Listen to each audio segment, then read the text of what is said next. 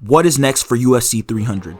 With recent events, UFC 300 has added its 10th bout of 15, with women's strawweight fighter Jessica Andrade fighting fellow strawweight Marina Rodriguez, and almost no one is excited. This being the third women's fight on the card, along with Zhang Weili versus Yan and Yan, and Kayla Harrison versus Holly Holmes.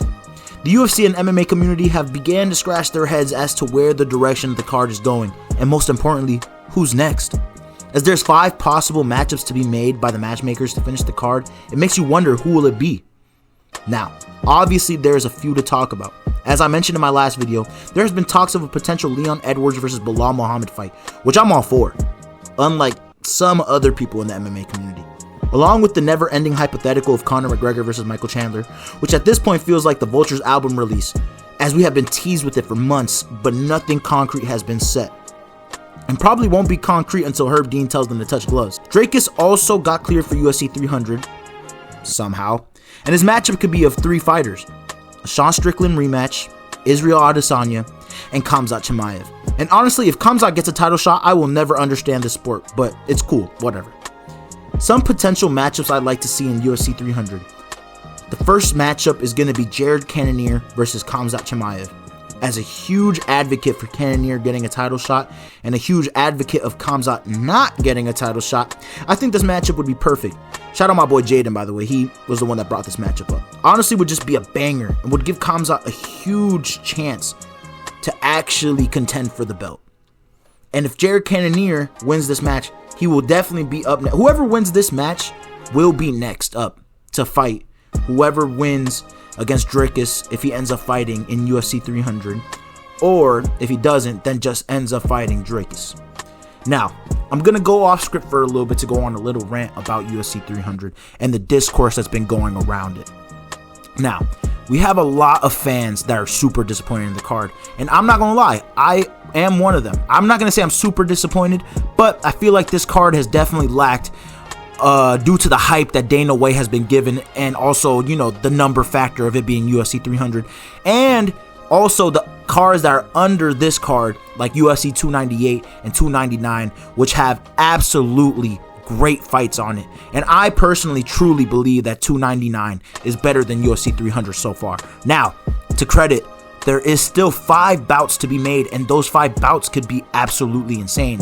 So we can't deny the fact that it could be way better in the future. We have a lot of time. The card is on April 13th, for Christ's sake. I mean, we have all the time in the world to see what happens. Now, obviously, the options limit after every card, but they also open. There's fights where people are gonna be finishing people in first rounds, or, you know, not really taking that much damage. So we could see a lot of things happen, but I'm not one to diss on women fighters. I think, honestly, I like it watching the women's fights. I don't think they're bathroom breaks, as a lot of people would say, you know. Now, honestly, you know, there is gonna be a difference between women fights and men fights. That's just how it's always gonna be. That's how it is for every sport. That's why men's sports usually tend to excel more than women's sports.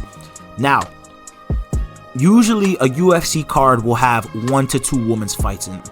3 maybe, but that's a stretch.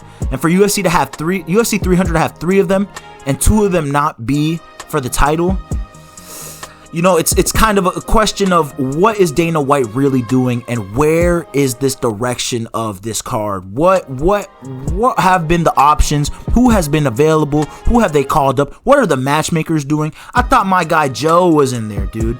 I thought Joe was the GOAT. What's he been up to? I mean, he was the one that organized that Cody Garbrandt fight versus Brian Keller. And now we have Cody Garbrandt fighting Davison Figueiredo on bantamweight.